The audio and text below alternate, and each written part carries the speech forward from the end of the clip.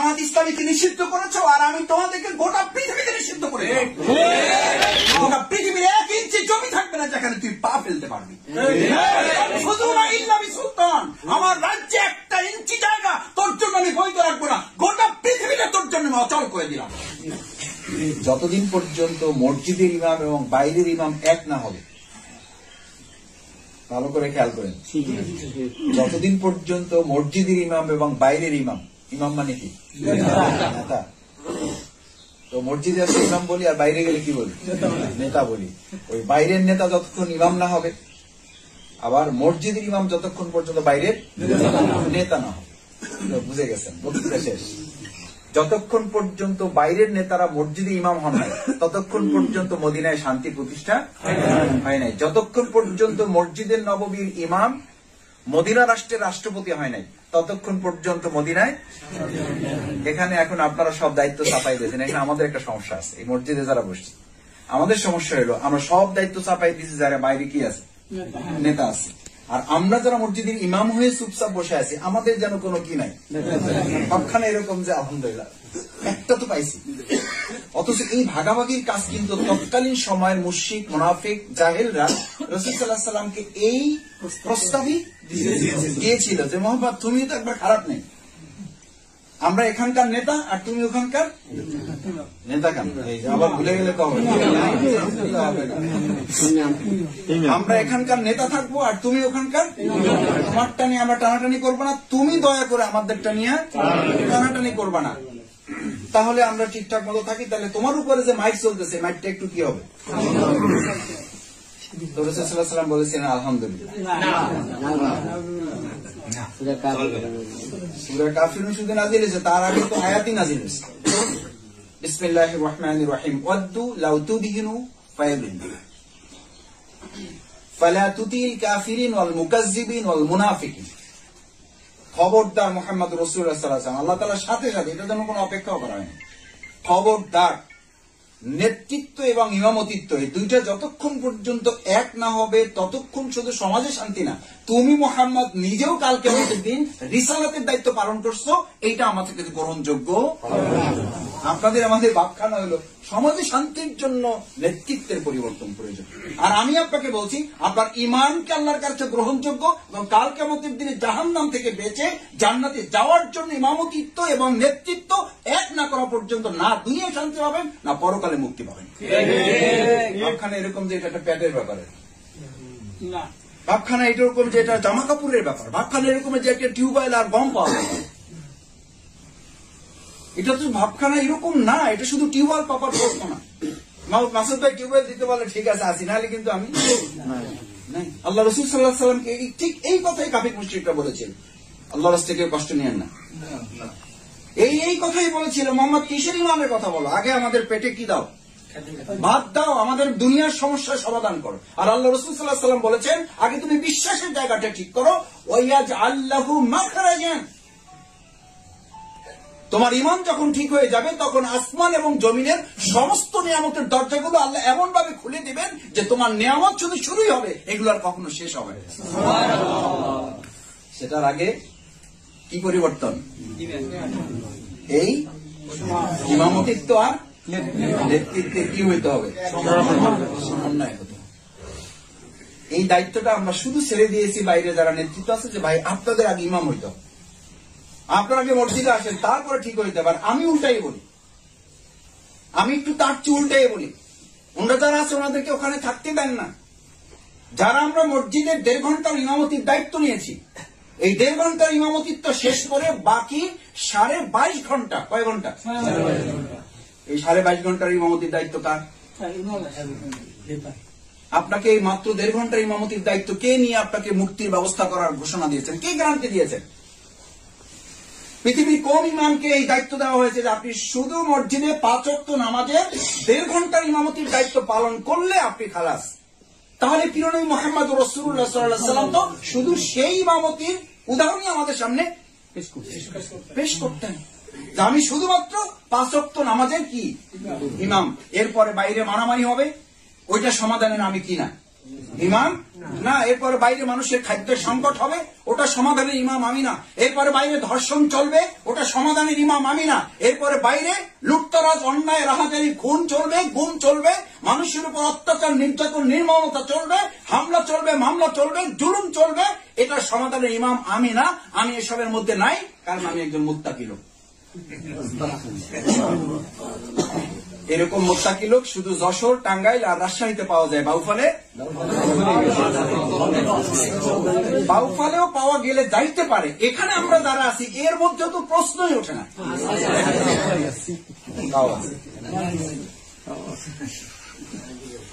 আমি তো মনে করছিলাম শুধু যশোর পর্যন্ত এটা রাখলে চলে। এরপর আপনারা বাউফল পর্যন্ত আসছেন, এখন কোন পর্যন্ত আসছি? মসজিদ পর্যন্ত আসছি।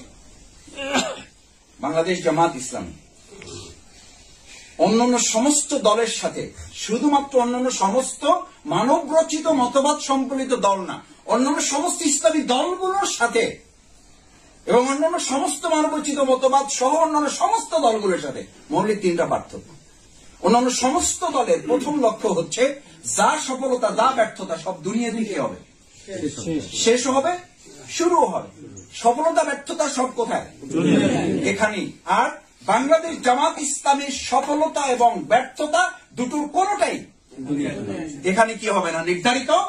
আমরা এখানে চূড়ান্ত সফল হব না, চূড়ান্ত ব্যর্থ হব না। আমি শফিকুল ইসলাম মাসুদকে যদি আজকে মন্ত্রী ঘোষণা দিয়ে দেন আপনারা এখান থেকে, সরকার যদি আমাকে এখন গাড়ি পাঠিয়ে একটা পতাকা উড়িয়ে পথ করে আমাকে বঙ্গভবনে একটা শপথ দিয়ে দেয়, শফিকুল ইসলাম মাসুদ সফল, যদি সে জাহান্নামী হয়? মুখের কথায় বলবেন না, ভালো করে বলছি, খেয়াল করে শুনুন। আমি সবসময় নাসিরউদ্দিন হুজার একটা গল্প মনে থাকে আর কি। সবাই একটা জায়গায় বিয়ে খাওয়ার জন্য যাচ্ছে, উনি উল্টা যাচ্ছে। উনি যাইতেছে সব লোকের উল্টা। যেমন আমরা এখান থেকে বের হয়ে যখন যাবেন স্বাভাবিকভাবে একটা গতিতে যাবেন, এক লোক টার্গেট করে উল্টা আসতেছে। ওই লোকটার নাম হলো কি? নাসিরউদ্দিন হুজা। তার সমস্ত গল্পের মধ্যে একটা কি থাকে? একটা শিক্ষা থাকে। তো লোকেরা জিজ্ঞেস করতেছে যে হুজুর সবাই একদিকে যাইতেছে, আপনি উল্টা যাইতেছেন, ঘটনা? বলছে আমি যে উল্টা যাইতেছি একটা ঘটনা আছে। সবাই যেভাবে একদিকে যাইতেছে তাতে আমার সন্দেহ হইতেছে যে পৃথিবীটা ওই দিকে কি হয়ে যেতে পারে, যাইবে যেতে পারে। আমি ব্যক্তি অন্তত একা উল্টা দিকে যাই, চেষ্টা করতে তো অসুবিধা নাই। পৃথিবীটাকে কি করি? আর মোটা রক্ষা করি। এরপরে কি হবে সেটা অন্য ব্যাপার। তো যখন যেখানে নির্বাচনী প্রোগ্রাম চলে আমাদের, আমি সেখানে একটু আদর্শিক কথা বেশি বলি। আর যেখানে পুরো সাংগঠনিক প্রোগ্রাম হয় সেখানে আমি একটু নির্বাচনে কথা বলি। কি করার জন্য? একটু ব্যালেন্স। আপনারা এখন ফুল একটা মেজাজে আছেন। কি মেজাজে? যে মাসুদ ভাই যদি 20 মিনিট কথা বলে তাহলে 19 মিনিট 59 সেকেন্ড কিসের উপরে কথা বলবেন, আর শেষে বলবেন আমাদের কিন্তু জান্নাত জাহান্নাম আছে। ঠিক আছে ভাইয়েরা, মনে রাখবেন, এটাও কিন্তু আমাদের খেয়াল রাখা দরকার। আলহামদুলিল্লাহ, আপনারা আমাদের জন্য দোয়া করবেন। ভুল, কষ্ট নেন না, কেউ লাভ হবে না, কোনো লাভ হবে না। আপনি এখন চোখ বন্ধ তো হবেই। এখন একটু বুঝার জন্য 30 সেকেন্ড চোখ বন্ধ করে বুকে হাত দিয়ে ভেবে দেখুন, চোখ বন্ধ হলে আপনার শফিকুল ইসলাম মাসুদ কি কাজে লাগবে। চোখ বন্ধ করার পর আপনার সন্তান, স্ত্রীরা প্রথম প্রতিযোগিতায় লিপ্ত হবে আপনার কবরে রাখার জন্য। প্রথম আপনার খুব কাছের মানুষ এসে হাতের ঘড়িটা খুলবে, বুকের জামার বোতাম গুলো খুলবে, মোবাইলটা পকেট থেকে নিয়ে নিবে, টাকা পয়সা মানি ব্যাগ থাকলে ওগুলো আপনার পকেটে দিয়ে দিবে। এগুলো বাইরের মানুষরা নিবে? আমার ভাইয়েরা, এই যে পৃথিবীর কোন দল আপনাকে বলে না, কোন দল বলে না, অথচ এটাই বাস্তবতা, এটাই নির্মমতা, এটাই আপনার জীবনের সবচেয়ে বড় সত্য। বাংলাদেশ জামাত ইসলামীর সাথে অন্যান্য সমস্ত দলের দ্বিতীয় পার্থক্য হচ্ছে ওনারা শুধু দুনিয়ার এই জীবনের কথা বলেন, আর বাংলাদেশ জামাত ইসলামী ওই জীবনের কথা প্রথম বলে এই জীবনটাকে কাজে লাগাতে হবে সেই কথা আপনাকে স্মরণ। মূলত ইমানদারদের জন্য জীবন এটা আসল না, আসল কোনটা? قدمت لحياتي فيومئذ لا يعذب عذابه أحد ولا يوثق وثاقه أحد। قدمت لحياتي, ওলামায়ে কেরামগণ আছেন, قدمت لحياتي, আমি আমার জীবনের জন্য যদি কিছু পাঠাতাম, তার মানে জীবন এটা আসল না, এটা হলো নকল জীবন। আসল জীবন কোনটা? মৃত্যুর পরেরটা। আর আপনি সেইটাকে বলেন মরণ। আসল জীবন ওইটা, আর এটা হলো নকল জীবন, প্রতারণার জীবন, ধান্দাবাজির জীবন। আমরা একটু কষ্ট পেলে দিক ওদিক করলে আমরা একজন আরেকজনের কাছে নালিশ দিই, হ্যাঁ রফিক ভাই মাসুদ ভাইয়ের কাছে খুব আশা করে গেছিলাম, কিন্তু আসলে যা বাইরে থেকে দেখছি ব্যাপারটা ওরকম না, একটু মনে হয় প্রতারিতই হইলাম। তা আমি মাঝে মধ্যে বলি যে আপনি তো একটু প্রতারিত হয়েছেন, তাও তো একজন আর তারা হয়েছেন, আর আল্লাহ তাআলা আগে ভাগে আপনাকে বলেই দিয়েছেন ওয়ামাল হায়াতুদ দুনিয়া ইল্লা মাতাউল গুরুর। গোটা পৃথিবীটা একটা প্রতারণা ছাড়া কিছুই নাই। সেই জন্য তো আপনার রোজা রাখা উচিত, সিজদায় নত হয়ে মাথাটা দিয়ে রাখা উচিত যে এখন পর্যন্ত শুধু একজন শফিকুল ইসলাম মাসুদ আপনার সাথে প্রতারণা করেছে, গোটা পৃথিবী এখনো প্রতারণাটা ওইটা সারে নেই। সেখানে আপনি এক্স ওয়াই জেড উমুকে তুমুকে, আমি আপনাদেরকে অনুরোধ করি ডক্টর শফিকুল ইসলাম মাসুদের কোন আদর্শ নাই, ভুল। অধ্যাপক শাহ আলমের কোন আদর্শ নাই। জামাত ইসলামী আদর্শের জন্য মাওলানা মওদুদী রহমতুল্লাহর আদর্শের কথাও কখনো আমরা বলি না। আমরা যদি আদর্শের কথা বলতেই চাইতাম তাহলে আমাদের আবেগের জায়গায় আমরা মওদুদী রহমতুল্লাহর কথা বলবো। যদি আমরা বলার অনুমতি পাইতাম ইসলাম থেকে তাহলে শহীদ মাওলানা মতিউর রহমান নিজামী রহমানুল্লাহর কথা বলতাম, যিনি 2 টাকার মন্ত্রণালয় চালিয়ে 2 টাকার কোন অন্যায় করেছেন তার নজির নাই। গোটা পৃথিবীর উপমহাদেশে তিনি 55 জন আলেমদের একজন, আমরা তার কথা বলতাম। শফিকুল ইসলাম মাসুদ তো তাদের ছাত্র হওয়ার উপযুক্ত হয়নি, এখন তাদের ছাত্রও হই না আমি। এখন বাংলাদেশ জামাত ইসলামী আদর্শের কথা বলে, যে আদর্শের কথা কে বলেছেন আমাদের? লাকাদ কানা লাকুম ফি রাসূলিল্লাহি উসওয়াতুন হাসানাহ। ওই আদর্শের মাধ্যমে মসজিদ চলেছে, ওই আদর্শের মাধ্যমেই সমাজ, রাষ্ট্র এবং পরিবার চলেছে। লাস্ট তৃতীয় পার্থক্যটা হচ্ছে সবচেয়ে গুরুত্বপূর্ণ। অন্যান্য সমস্ত দলগুলো দুনিয়ার জীবনে কাজ করে মানুষের সন্তুষ্টির জন্য, আর আমরা বাংলাদেশ জামাত ইসলামী তার সমস্ত কর্মকাণ্ডের মূল কেন্দ্রবিন্দু তার সন্তুষ্টির জন্য। এটা রুমি রাহিমাহুল্লাহ বলেন যে তুমি 5 জনকে সন্তুষ্ট করবা তো তোমার বিরুদ্ধে 6 জন দাঁড়িয়ে যাবে। তোমার জন্য একটা কত সুন্দর ব্যবস্থা আল্লাহ করেছেন যে তুমি শুধু আল্লাহর সন্তুষ্টির জন্য কাজ করবে, আর আল্লাহ তার প্রতিদানে গোটা দুনিয়াটা তোমার প্রতি সন্তুষ্ট করেছে। সহজ কোনটা? শফিকুল ইসলাম মাসুদকে সন্তুষ্ট করা সহজ। আপনি আমারে সন্তুষ্ট করবেন তো 5 জন, এটা আমরা বলি কয় মাসুদ ভাই আপনার আমি ভালোবাসি, কিন্তু আপনার এখনই কিছু বলা যাবে না কারণ আমার একটু ঝামেলা আছে। এটা আমরা খুব ভালো জানি, কিন্তু এখন প্রকাশ্যে আমি কিছু করতে পারবো না কারণ আমার একটু কি আছে, ঝামেলা আছে। বুঝেন না, একটু ব্যবসা বাণিজ্য চাকরি বাকরি আছে আর কি। আপনি বুঝেন সবে, আপনি তো পলিটিক্স করেন মাসুদ ভাই, আমি তো বুঝি এটা। সুতরাং জামাত ইসলামের এই 3টা মৌলিক পার্থক্যের সবশেষটা আমাদের সবসময় মাথায় রাখতে হবে যে আমি আল্লাহকে সন্তুষ্টির জন্য কাজ করব। আল্লাহ তাআলা দায়িত্ব নিয়ে তখন গোটা পৃথিবীকে আমার প্রতি সন্তুষ্ট করার দায়িত্ব কে নেবে? এটা আমার জন্য খুব সহজ না। আমরা কি পারবো ইনশাআল্লাহ? তৃতীয় কথা হচ্ছে সম্মানিত ভাইয়েরা, এই যে জমিন আমরা চাষাবাদ করছি, দায়িত্ব পালন করছি, এই জমি চাষ করতে গিয়ে আপনারা নিশ্চয়ই খেয়াল করেছেন এই জমিটাকে আল্লাহ তাআলা এই জমির মতো করে আমাদেরকে নাম দিয়েছেন আর দুনিয়া মাজরাতুল আখিরা। এটা হচ্ছে শস্য ক্ষেত। কোন জায়গা? আখিরাতে শস্য ক্ষেত। আসলে তো আমরা এই জায়গার জন্য সৃষ্টি হয়েছিলাম না, আমাদেরকে তো রাখা হয়েছিল কোথায়? জান্নাতে। এখন আছেন কোথায়? কিসের জন্য আছেন?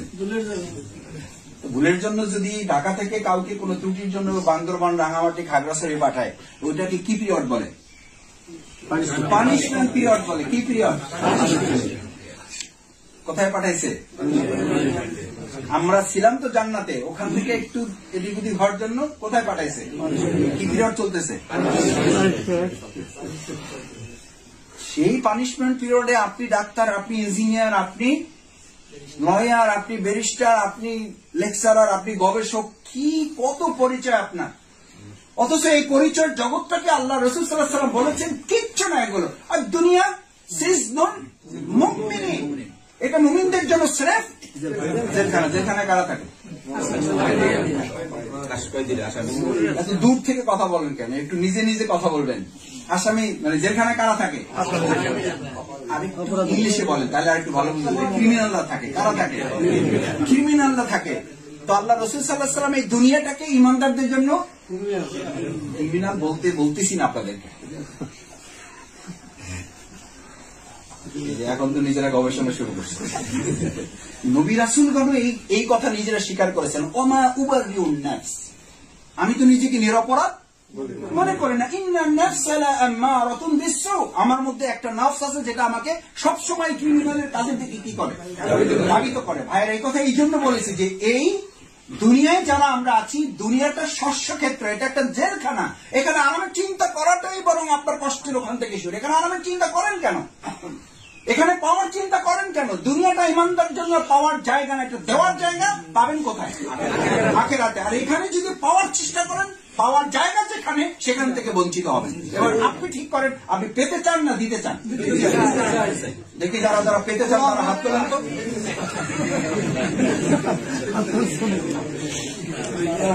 এবার দুনিয়াতে পেতে চান না দিতে চান? দেখি কারা কারা দিতে চান। আল্লাহ আপনি দয়া করে হাতগুলো কবুলে মঞ্জুর করুন। সুতরাং এখানে পাওয়ার চিন্তা করলেই কষ্ট হবে, কারণ এটা পাওয়ার জায়গা না। এখানে পাবেন, পরকাল হারাবেন। এখানে দিবেন, পরকালে ভোগ করবেন। কারণ এখানে সর্বোচ্চ কত বছর পাবেন? 20 বছর, 50 বছর, 80 বছর, 100 বছর। 80 বছর পর পাইলেই বা কি করবেন?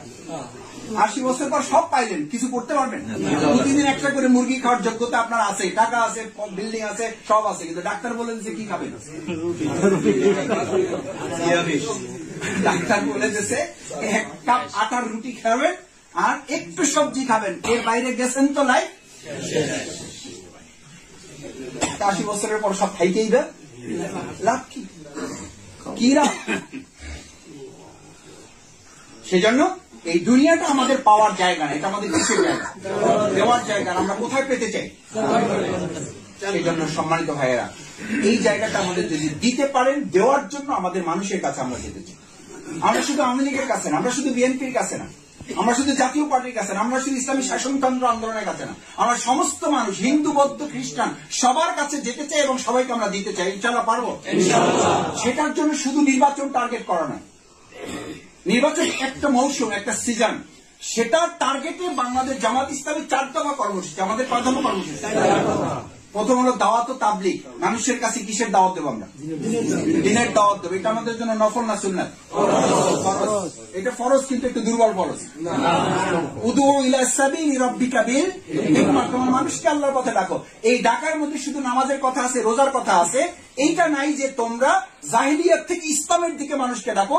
ভোট তোমাদের একটা আমানত, এটা খারাপ পাত্রে রাখলে ওই লোক যত গুনাহ করবে সমস্ত গুনার ভাগ তুমি পাবা। তোমার এই ভোট ভালো পাত্রে রাখলে সেই লোক নির্বাচিত হয়ে ভালো কিছু করলে বা ভালো হবে, সমস্ত ভালোগুলো তুমি পাবা। সাদাকায় জারিও আছে, গুনায় জারিও আছে। এবার তোমার ভোট তুমি ভালো জায়গায় দিবা না খারাপ জায়গায় দিবা, এটা ইলেকশনের জন্য না, এইটা জান্নাত এবং জাহান্নামের ফয়সালা নির্ধারণ করার জন্য নামাজ রোজার মতো ইমানের দাবি নিয়ে আমরা এখন থেকে কাজ শুরু করব। এরপর মনে মনে চিন্তা করবেন, মাসুদ ভাই ইলেকশন ততটুকু পারি। এবার বাসায় গেছেন, ভাবি বলছে যে ইলেকশন তো তুমি করতেছো না, ভাব তেমন ধরছে যে এমপি তুমি হয়ে যাচ্ছ। আপনারা মনে করছেন আমি বই করে বলতেছি, আমারটা এখন করতেছি না। আমি ইলেকশন বহু আগে থেকে করছি। আমার ফখরুদ্দিন খান রাজুর ইলেকশনে আমি কিছু ছিল না, এক স্কুলের সামনে বলছে যে তুমি ওখানে আগে চলে যাও, আমি আর একটা মিটিং করে আসছি। কিচ্ছু নাই, কেউ নাই, মানে হেডমাস্টার একটা মাসিও নাই। মাইক একটা লাগাইছি, সামনে একটা টেবিল দিয়েছি, বক্তৃতা শুরু করছি, তো গলা টলা ভাইয়ের শেষ হয়ে যেতেছে, লোক কিছু আসছে। এরপরে ভাইয়েরা বলা হয়েছে যে এবার আপনি আসতে পারেন, খেলা দেখানো শেষ, এবার ওষুধ বিক্রি। জানেন তো সাপের খেলা দেখানো কি, এবার কি বিক্রি শুরু হবে? ওষুধ বিক্রি শুরু। আল্লাহর রাস্তায় যদি আপনি মনে করেন যে নিতান্ত রাজনৈতিক বক্তব্যের জন্য এটা বলা, তাহলে আল্লাহর কাছে আমাদের প্রত্যেকের জবাবদিহি করতে হবে। প্রত্যেকের জবাবদিহি করতে হবে, কারণ আল হাক্কু মুররুন, হক হচ্ছে সবচেয়ে কঠিন, সবচেয়ে তিক্ত। এই সবচেয়ে তিক্ত সত্যতাটাকে ধারণ করতে পারলে আল্লাহ তাআলা তাদের জন্য পুরস্কারের ঘোষণা দিয়েছে। সেই পুরস্কারের কথা বলে শেষের দিকে যেতে চাই। সূরা আল-লাইল, وَأَمَّا مَنْ بَخِلَ وَاسْتَغْنَى وَكَذَّبَ بِالْحُسْنَى فَأَمَّا مَنْ أَعْطَى وَاتَّقَى وَصَدَّقَ بِالْحُسْنَى, তোমরা যদি সত্যকে যথাযথভাবে ধারণ করতে পারো, فَسَنُيَسِّرُهُ لِلْيُسْرَى, তোমাদের দুনিয়ার জীবনে যা কঠিন ছিল সেই কঠিনগুলো আমি সহজ করে দেবো। আর সত্যকে যদি ধারণ করতে তোমরা কোন রকম দ্বিধা সংশয় সংকট তোমাদের মধ্যে থাকে, ভয় তৈরি হয়, তোমরা যদি কোন রকম সংকীর্ণতা দেখাও, সত্যকে সত্য বলে ধারণ করতে না পারো, যা কঠিন ছিল না সেটাও আমি তোমাদের জন্য কি করে দেবো। কালকে আমার এক রিলেটিভ আমাকে বলতেছে যে মামা আমরা বুঝতেছি না জীবনটা দিন দিন কেমন যেন, মানে যেই কাজটা সহজ ছিল মানে সেটাও কি হয়ে গেছে। আমি বললাম এই তো ভাই না, লাইন বুঝে ফেলছো তুমি, এটা তোমার কথা না, এটা কোথাকার কথা, কোরআনের কথা। সত্যকে সত্য বলে যদি আপনি সাহস করে দাঁড়িয়ে যেতে পারেন তাহলে কঠিনটা আপনার জন্য কি হয়ে যাবে। আর যদি সত্যকে সত্য বলে ধারণ করতে আপনি কৌশলী ভূমিকার অংশ হিসাবে মিথ্যার আশ্রয় নেন, আপনি যদি মনে করেন এই অবস্থাটা এরকম থেকে কিছুদিন পরে এটা কেটে যাবে, কেটে যাবে না, বরং আরো জগদ্দল পাথর হয়ে চেপে বসছে এর চেয়ে বড় পাহাড় সমান হয়ে আমাদের ঘাড়ে বসে যাবে, কিচ্ছু করতে পারবে না। বসে গেছে না যায় না, এটা কার কথা? কিন্তু আপনি আমি বলেছি কি আমার এত কি দায় করছে, আমার এত কি দায় করছে, সমাজের সব দায় কি আমার একলার নাকি? এই দেশ গোল্লা গেলে তাতে আমার কি, এই দেশ গোল্লা গেলে তাতে আমার কি? এরকম কিছু মুত্তাকি লোকেরা বলেছিল, একটা জনপদের কিছু মুত্তাকি লোকেরা এরকম সিদ্ধান্ত নিয়েছিল যে এই জনপদ গোল্লা গেলে তাতে আমার কি, আমি তো নামাজ পড়ছি, আমি তো তাহাজ্জুদ পড়ছি, আমি তো চোখের এক পলক পর পর্যন্ত সময় কোন অন্যায় করছি না। আমার কথা কি বোঝা যায়? সেই জনপদ ধ্বংস করা হয়েছে না উন্নয়ন করা হয়েছে? সেই পদ্মা সেতু থাকা সত্ত্বেও না পদ্মা সেতু ছাড়াই আমাদের চোখে উন্নয়ন কিসের? পদ্মা সেতুর। আমাদের চোখের সামনে উন্নয়ন মেট্রো রেলে। আমি 2007 সালে বক্তৃতা করেছিলাম পাবলিক ফিল্ডে। আপনারা রাস্তার জন্য চিৎকার করেন, আল্লাহ রাস্তায় মাফ করে দিয়ে আমার পিতৃ সমতুল্য মুরব্বীরা, সেই 2007 সালে বক্তব্য মনে করে দিচ্ছি, ভিডিও আছে। তখন বলেছিলাম আপনারা রাস্তার জন্য চিৎকার করেন, অথচ রাস্তা দিয়ে কিছু সৎপন্থী যুবক তরুণ আপনার সন্তানরা হাঁটার মতো কিছু ভালো ছাত্র তৈরি হোক, কিছু ভালো মানুষ তৈরি হোক, হাঁটার মতো কিছু পথিক তৈরি হোক, কিছু সাহসী যোদ্ধা তৈরি হোক। আপনারা শুধু রাস্তায় চেয়েছেন, রাস্তায় হাঁটার মতো কিছু ভালো পথিক আপনারা কখনোই চাইতে পারেন নাই। যার কারণে রাস্তার পর রাস্তা হচ্ছে, ব্রিজের পর ব্রিজ হচ্ছে, বিল্ডিং এর পর বিল্ডিং হচ্ছে, আবার সাথে সাথে আমাদের কপালও পূর্বে পূর্বে এই ব্রিজ দিয়ে জাতির উন্নয়ন হয় নাই, মেট্রো রেল দিয়ে সোনার মদিনা গঠন হয় নাই, পদ্মা সেতু দিয়ে জাতির ভাগ্যের পরিবর্তন হয় নাই। ভাগ্যের পরিবর্তনের জন্য প্রথম প্রয়োজন হচ্ছে নিজের মুক্তির জন্য কাজ করা। সবশেষ অনুরোধ করবো ভাইয়েরা, বাংলাদেশ জামাত ইসলামীতে যারা আছেন, যারা আসছেন, যারা আসবেন, তাদের প্রথম কথা হচ্ছে আমি নিজের কি চাই?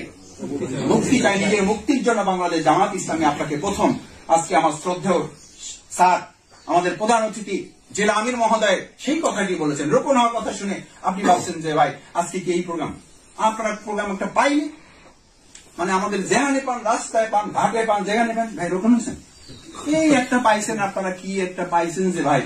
আর ভাই এগুলো বাদ দেন, আগে আমরা ইলেকশনটা করে একটু কি করে নিই। কি বলেন? অবশ্যই ইলেকশন লাগবে, কিন্তু তার আগে অর্গানাইজেশনও লাগবে।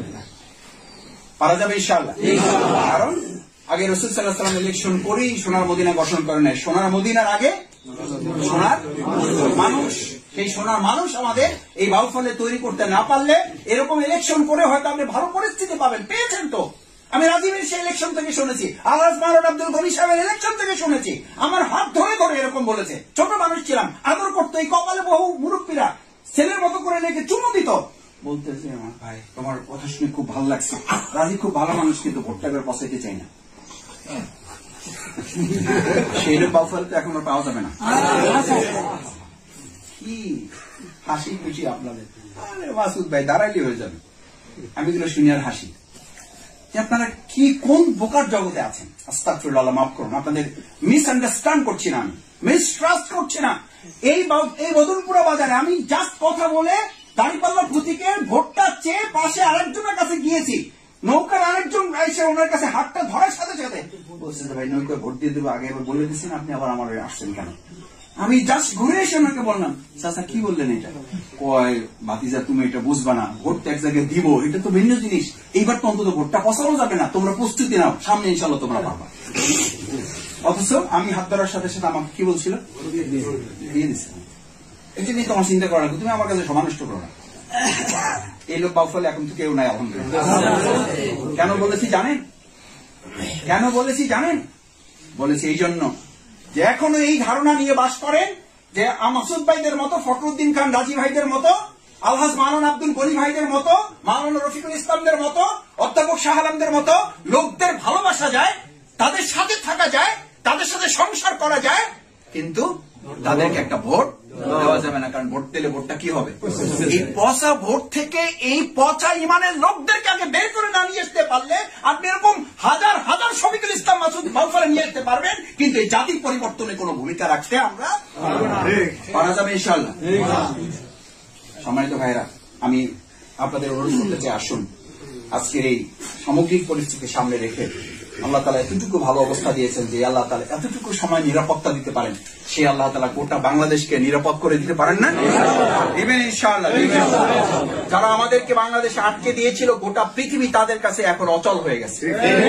গোটা পৃথিবীতে তাদের পা ফেলার জায়গা আল্লাহ তাআলা দিয়েছেন। ফানফুযু লা তানফুযুনা ইল্লা বিসুলতান। তোমরা জামাত ইসলামীকে নিষিদ্ধ করেছো, আর আমি তোমাদেরকে গোটা পৃথিবীতে নিষিদ্ধ করে আরো করবে। বহু আগে বলেছিলাম, আমি এই বক্তৃতা এখানে করে গেছি, এই আয়াত বলেছিলাম সূরা রহমানের। এগুলো দুনিয়ার কোন শাস্তি নয়, এগুলো আল্লাহ প্রদত্ত শাস্তি। এই মার্শাল র্যাবের ডিজিকে বলা হয়েছে, ইয়া মার্শাল এই পুলিশ প্রধানকে বলা হয়েছে, ইয়া মার্শাল এই সিসি প্রধানকে বলা হয়েছে, ইয়া মার্শাল এই প্রাইম মিনিস্টারকে বলা হয়েছে। কিসের ক্ষমতা তো? আমি এক সিগন্যাল দিলে শুধু বাংলাদেশটা, গোটা পৃথিবীর 1 ইঞ্চি জমি থাকবে না যেখানে তুই পা ফেলতে পারবি। আমার রাজ্যে 1 ইঞ্চি জায়গা তোর জন্য আমি বৈধ রাখবো না, গোটা পৃথিবীটা তোর জন্য আমি অচল করে দিলাম। দিয়েছেন না দেন নাই? সুতরাং হতাশার কিছু নাই। একটা কথা বলে রাখি, এমপি, মন্ত্রী, চেয়ারম্যান, উপজেলা ভাইস চেয়ারম্যান, বাউফল পৌরসভা চেয়ারম্যান এবং 4টা ইউনিয়নের ইলেকশন, কথা একটাই, সেটা হচ্ছে আগামীর দিন এখন থেকে গোটা পৃথিবীর প্রত্যেকটা মুহূর্তে ইসলামের মুহূর্ত, গোটা পৃথিবী ইসলামের জাগরণ তৈরি হয়েছে। সমস্ত জায়গায় আজকে ইসলামের রেশিও বেড়ে গেছে। যুবক যুবতী তরুণীদের মধ্যে ইসলাম গ্রহণের সংখ্যা কয়েক শতগুণ বৃদ্ধি পেয়েছে। বাংলাদেশকে আর থামিয়ে রাখা যাবে না। যারা বলে মুক্তিযুদ্ধের চেতনায় আমরা উজ্জীবিত, আমাদেরকে দাবিয়ে রাখা যাবে না, আমরা বলি সোনার মদিনার সেই স্লোগানে আমরা উজ্জীবিত, আমাদেরকে দাবিয়ে রাখা যাবে না। আমাদেরকে দাবিয়ে রাখতে পারবে না, কারণ আমাদের কাছে ইসলাম ছিল, আমাদের কাছে ইসলাম আছে, ইসলাম থাকবে, ইসলামই বিজয় হবে। সেটা বাউফল থেকে শুরু হবে। আসসালামু আলাইকুম ওয়া রাহমাতুল্লাহি ওয়া বারাকাতুহু।